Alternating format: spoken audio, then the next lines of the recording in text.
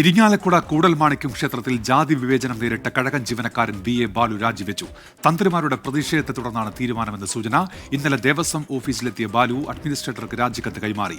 BA ബാലുവിന്റെ രാജി സ്വീകരിച്ചതായി Koodalmanikyam Devaswom chairman CK Gopi 24നോട് പറഞ്ഞു. കഴകം ജോലിയിൽ KDRB റിക്രൂട്ട് ചെയ്ത ബാലു 2/4/2025 തീയതി വരെ ലീവിലായിരുന്നു. അദ്ദേഹം 1/4/2025 തീയതി ഓഫീസിൽ വന്ന് ആരോഗ്യപരമായ കാരണങ്ങളാലും വ്യക്തിപരമായ കാരണങ്ങളാലും കഴകം ജോലി തുറന്നു പോകാൻ സാധിക്കുന്നതല്ല, ജോലിയിൽ നിന്ന് റിസൈൻ ചെയ്യാൻ എന്നെ അനുവദിക്കണമെന്ന് ആവശ്യപ്പെട്ട് കത്ത് അഡ്മിനിസ്ട്രേറ്റർക്ക് നൽകിയിട്ടുണ്ട്.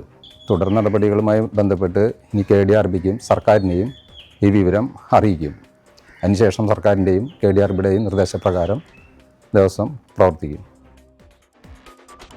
കഴകം തസ്തികയിലേക്ക് റാങ്ക് പട്ടികയിലെ രണ്ടാമനെ പരിഗണിക്കുമെന്ന് Kerala Devaswom recruitment board chairman KB Mohandas 24നോട് പറഞ്ഞു.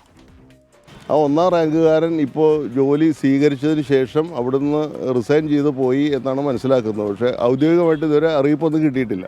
അറിയിപ്പ് കിട്ടുന്ന മുറയ്ക്ക് സ്വാഭാവികമായിട്ടും റാങ്ക് പട്ടികയിൽ അടുത്ത നമ്പറുകാരൻ എന്ന് പറയുമ്പോൾ നമ്മുടെ രാജ്യത്ത് നിന്ന് നിലവിലുള്ള കമ്മ്യൂണൽ റൊട്ടേഷൻ്റെ ആ പദ്ധതി അനുസരിച്ച് 1ാമത്തെ വേക്കൻസി വരുന്നത് ഓപ്പൺ കോട്ടയാണ്. അത് ആ മെറിറ്റിലുള്ള കാൻഡിഡേറ്റ് ആയിരുന്നു 1ാമതായിട്ട് ശുപാർശ ചെയ്യപ്പെട്ട ബാലു എന്ന കാൻഡിഡേറ്റ്.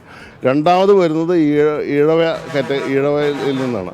അപ്പോൾ അടുത്തത് ഈഴവ ഒരു കാൻഡിഡേറ്റ് അടുത്ത ആ റാങ്ക് പട്ടികയിൽ ഉണ്ടെങ്കിൽ സ്വാഭാവികമായിട്ട് അയാളെ ശുപാർശ ചെയ്യും.